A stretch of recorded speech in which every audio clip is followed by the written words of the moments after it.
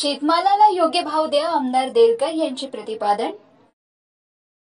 माडीचे उपोषण तुर्तास मागे। अतिवृष्टीमुळे शेती पिकाचे नुकसान झाले आहे, मात्र सरकारने जिल्ह्यातील शेतकऱ्यांना नुकसान भरपाई देण्याऐवजी जिल्हा वगळला होता। सरकार विरोधकांना फंड देत नाही, आम्हाला फंड नको तर शेतकऱ्यांना त्याच्या मालाला योग्य भाव द्या, असे प्रतिपादन वणी विधानसभेचे आमदार संजय देरकर यांनी केले। ते माडी येथील उपोषण मंडपात उपस्थित शेतकऱ्यांसमोर बोलत होते। शिवसेना उद्धव बाळासाहेब ठाकरे तालुका शाखा मारेगावच्या वतीने माडी येथे 3 दिवसापासून विविध मागण्यांसाठी उपोषण सुरू होते।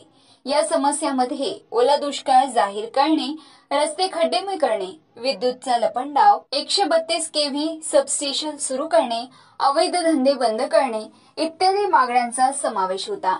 तिसऱ्या दिवशी उपोषणाची सांगता करण्यात आली। आमदार देरकर यांनी उपोषण मंडपात भेट देऊन संबंधित अधिकाऱ्यांशी चर्चा केली। चर्चेअंती हे उपोषण तुर्तास मागे घेण्यात आले आहे।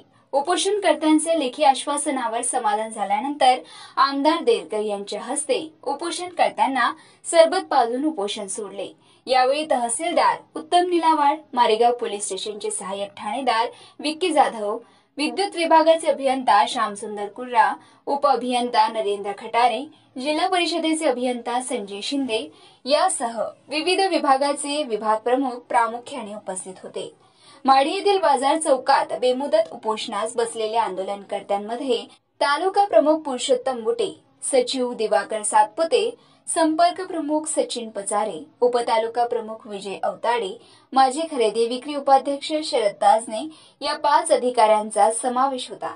यावेळी आमदार देरकर यांच्यासोबत शिवसेना नेते प्रशांत पाचभाई, जिल्हा प्रमुख संजय निखाडे, विधानसभा प्रमुख सुनील कातकडे, जिल्हा संघटक सुधीर थेरे, उपजिल्हा संघटिका सरपंच डिमनताई टोंगे, नगराध्यक्ष डॉक्टर मनीष मस्के सोबत होते। लेखी आश्वासनाची पूर्तता न झाल्यास आंदोलन पुन्हा तीव्र करण्याचा इशारा देऊन उपोषण मागे घेण्यात आले। निवडणुकीपुरतं सर्वांना वाटून दिलं आणि आज लाडक्या बहिणीला काय करून राहिले, कपात करून राहिले। कितीतरी अर्ध्यापेक्षा कमी जास्त या लाडक्या बहिणींना कपात केलं। अरे कोणती स्कीम काय आणायची, फक्त निवडणुकीपुरती मतदान केलं का मोकळं। कुठंतरी आपल्याला सामंजस्य आलं पाहिजे। शेतकरी बांधवांनो कुठंतरी आपण शिकलं पाहिजे। आपल्या भागात आपण न्याय दिला, मला मी आपला आभार मानतो की या भागात 20 वर्षापासून काम करत आहो आणि खरंच या ठिकाणी आपल्या सर्व मार्डीवासियांनी आणि या परिसरातील सर्व बांधवांनी भगिनींनी जो मला निवडून दिलं त्याचं कुठंतरी चित्त झालं पाहिजे हे दृष्टिकोन ठेवून मी अहो रात्र दिवस रात्र आपल्यासाठी भांडत राहतो। आपल्याला माहित आहे